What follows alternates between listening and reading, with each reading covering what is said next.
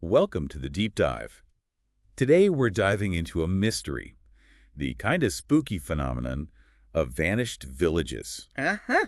And our main source material for this deep dive is going to be a children's book Okay. called The Village That Vanished.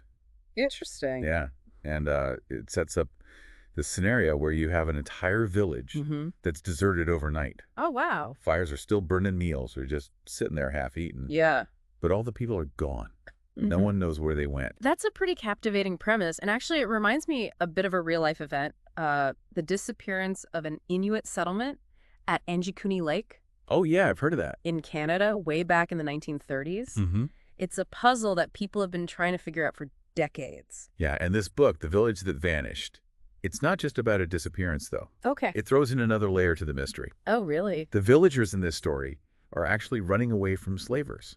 Oh, wow. And they have to make this, like, really daring escape. Mm-hmm. And what I thought was really cool was that they use their knowledge of their environment to outsmart those trying to capture them. Oh, like what kind of knowledge? Well, they use the terrain to their advantage. They know the currents of the river. Oh, wow. They even use animal sounds to, like, throw off their pursuers. That's incredible. They basically vanished into thin air using what they knew about the world around them. Exactly. That's really highlighting the importance of environmental knowledge when it comes to survival, right? Yeah.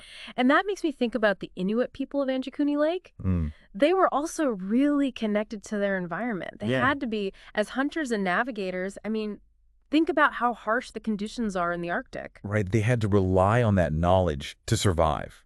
Absolutely. So when you think about how closely the Inuit were tied to their environment, Yeah. it deepens the mystery of their disappearance even more. It really does. What could made them abandon a place they knew so well? Right. What could be so powerful that they couldn't outrun it, couldn't outsmart it? Yeah. You'd think with their skills they could handle almost anything. It's a question that's prompted so many theories. Oh, I bet. Everything from conflicts with other groups, natural disasters, Oh, wow. even encounters with the unexplained. Yeah, you start to wonder if it was something totally beyond our comprehension. Right. Before we get too far down that road, though, Oh. I think it's worth looking back at that children's book, The Village That Vanished. Right? Has some interesting insights into how different cultures think about survival and assess and risk. Absolutely. One of the things that really stood out to me Mm-hmm. was how the villagers depended on their spiritual connection to their ancestors Yeah. almost as much as their skills. That's interesting. There's this one scene that I just keep thinking about Yeah. where the village elder chooses to stay behind Wow. because he trusts in the protection of the spirits. It really shows you how their beliefs play a role in how they handle these tough situations. For sure. It's like this powerful statement about their faith in something bigger than themselves. That's a great point. I mean, we might react to a crisis in a totally different way, right? Oh, definitely. Like we might focus more on the logic and the facts. Yeah, whereas other cultures might see things through a spiritual lens, considering the supernatural. It's like a totally different worldview. Right. And that makes me wonder, how much did the Inuit people's spiritual beliefs influence their understanding of what happened at Anjikuni? Well, the Inuit did have a very deep spiritual connection to the environment. Uh-huh. Their stories and beliefs were all tied to the land, the animals, the spirits they believed were all around them. It's almost like we have to try to decode a whole different set of rules to understand how they might have reacted in that situation. Exactly. What might seem irrational to us could make perfect sense to them. Right. It makes you realize that sometimes the answers aren't just in the physical evidence, Absolutely. but also in understanding a completely different way of seeing the world. And that's what makes this mystery so captivating. It challenges our assumptions and pushes us to consider possibilities outside our own limited experience. It really makes you wonder, are we missing something by looking at this through a modern lens? Maybe we are. Let's shift gears for a sec, though, Okay. and set aside the supernatural for now Sure. and focus on the more practical side of things. Okay. What can we learn from the children's book about survival strategies that might relate to the Anjikuni case? That's a good question. Well, one of the things the book emphasizes is mobility. The villagers are constantly on the move, Yeah. and that would have been crucial for the Inuit as well. Being nomadic, they could adapt to all those changes in the Arctic. Exactly. Whether they were following herds of animals or escaping some kind of danger. He was like they were always ready to move, always had that flexibility. Absolutely. And that's something that's highlighted in the book, too, that adaptability. If they Yeah. weren't tied to one place, they could go where they needed to go. It's almost like a preemptive strike, vanishing before anything bad can happen. Exactly. And the book also really focuses on ingenuity and resourcefulness. Those villagers are always improvising. Oh, yeah. They take everyday objects and turn them into tools to escape. Like when they used animal calls to mislead the slavers? That was brilliant. Yeah. Yeah. It shows you just how deeply they understood their surroundings.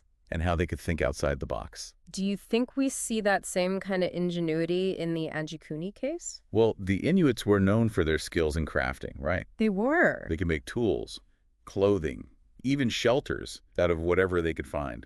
Their survival depended on making the most of what they had. It's amazing how much we can learn about resilience and adaptation Right. just by looking at these two stories together, the fictional one and the real-life mystery. I know. And it makes you think about these themes, how timeless they really are. It doesn't matter if we're talking about a village escaping slavers or a community facing some kind of environmental threat. Those core principles of survival, they stay the same. It makes you wonder if we could truly understand how the Inuit people saw the world. Would the Anjikuni Lake event make more sense? Like, would we finally have all the pieces of the puzzle? That's a really interesting question, one that we might never know the answer to. It feels like we need to shift our perspective, to look beyond the surface I agree. and really try to grasp the mindset of a culture so different from our own. And that's where the real deep dive begins. We'll pick up this conversation in the next part of our exploration into vanished villages. Stay tuned. Looking forward to it. Welcome back to the deep dive. Before we went away, we were talking about how crucial it is to view the Anjikuni mystery through the lens of Inuit culture. Yeah, really trying to see the world as they saw it. Exactly. So with that in mind, let's get into some of the theories that people have come up with to try and explain the disappearances. Okay, one theory is that there might have been a conflict with another group.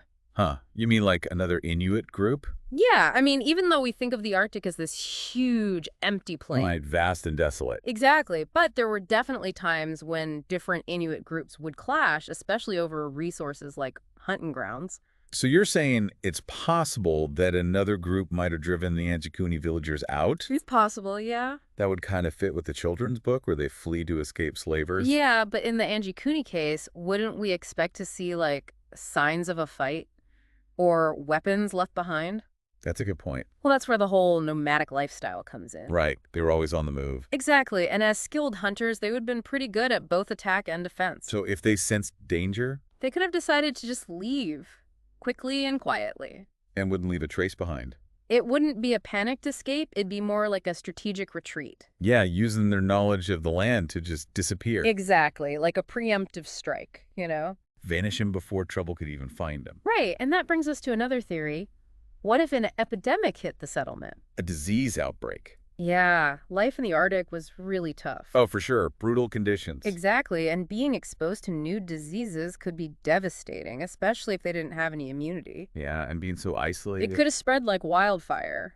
But wouldn't there be some evidence left behind? Like skeletal remains showing signs of illness? Not always. Oh, really?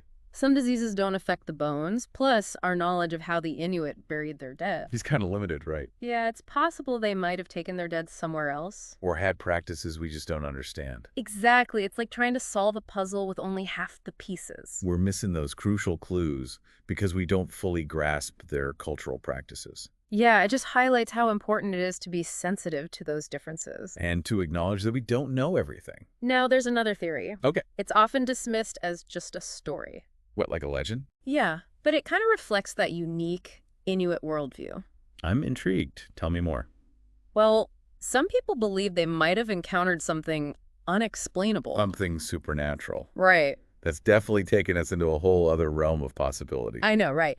But the Inuit culture is full of stories about spirits and mysterious creatures. Yeah, creatures of the Arctic. Exactly. So maybe there was some event they interpreted as a spiritual warning. Like a sign that they needed to leave. Yeah, something like that. I mean, it might sound far-fetched to us, I know. but for them, the line between the natural and supernatural was probably pretty blurred. Yeah, what we might call superstition. They might have seen as a real and present danger. And their stories, passed down through generations, are full of warnings about disrespecting nature. Or angering the spirits. Exactly. So if something happened that disrupted their spiritual balance, Or threatened their way of life. they might have seen it as a sign to move on, to find a new place. It's a totally different way of assessing risk.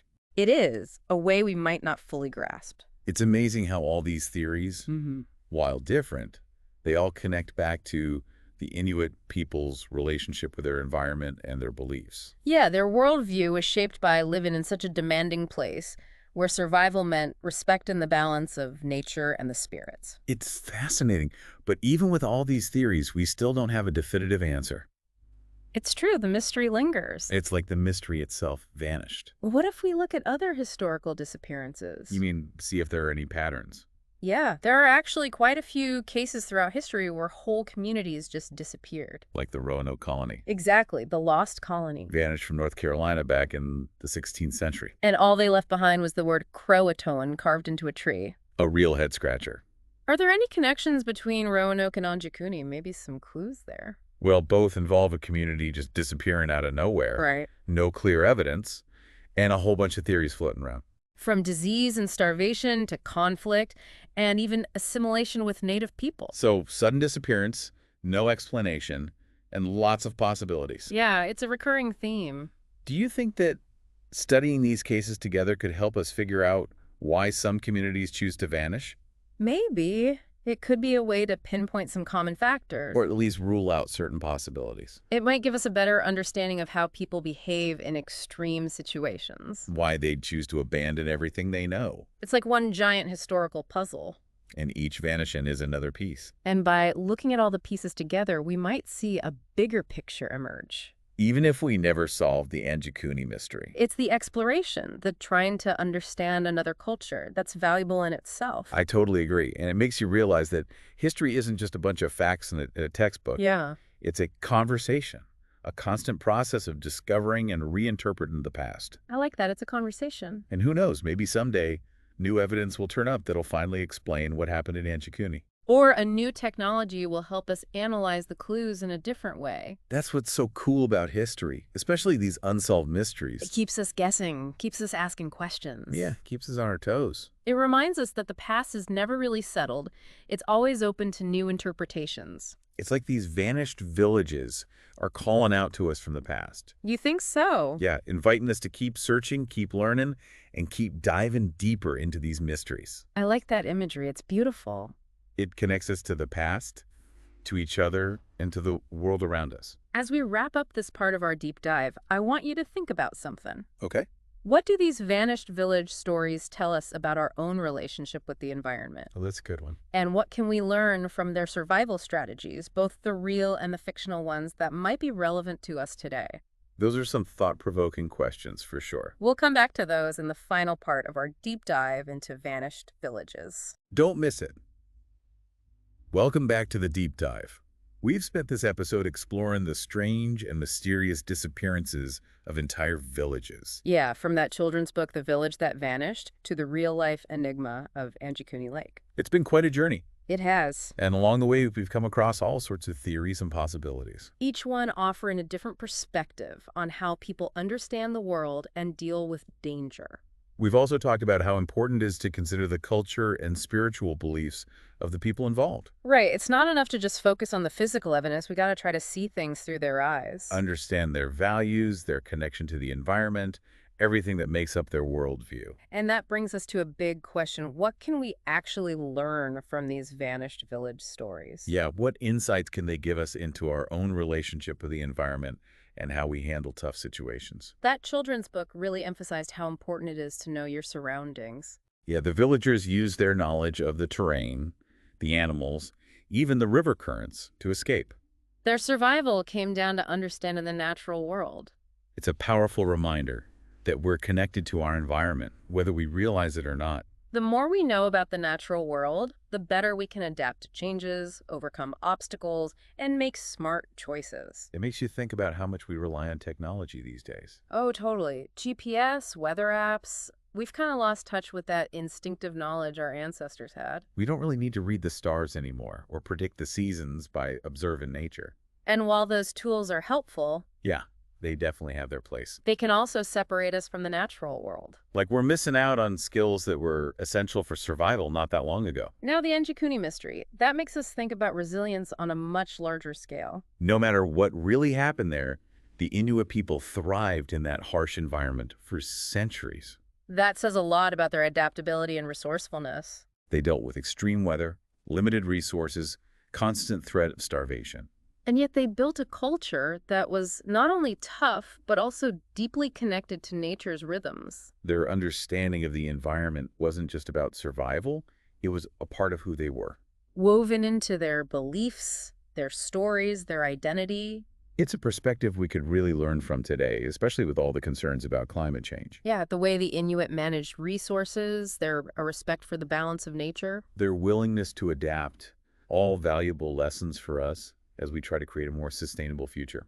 These vanished village stories, they remind us that we're part of something bigger. Our actions have consequences, and being able to adapt is going to be crucial going forward. They also challenge us to broaden our definition of resilience. It's not just about physical survival, right? Right. It's about cultural resilience, spiritual resilience, and keeping hope alive, even when things are uncertain. The villagers in that children's book, they found strength in their traditions, their shared history, and their faith. And even though we may never know for sure what happened at Anjikuni Lake, The Inuit legacy is a testament to the human spirit, our ability to adapt and find meaning in the face of adversity. maybe the most important lesson we can take from these stories is that even when we face huge obstacles, even when it feels like everything's vanished, There's always a reason to keep searching, keep learning, and keep believing in a better tomorrow. well said. And that's what the deep dive is all about. Embracing curiosity, exploring the unknown. Finding those hidden connections that link us to the past, to each other, and to the world around us. Thanks for joining us on this deep dive. We hope it's left you with a sense of wonder and a thirst for more exploration. Keep on diving!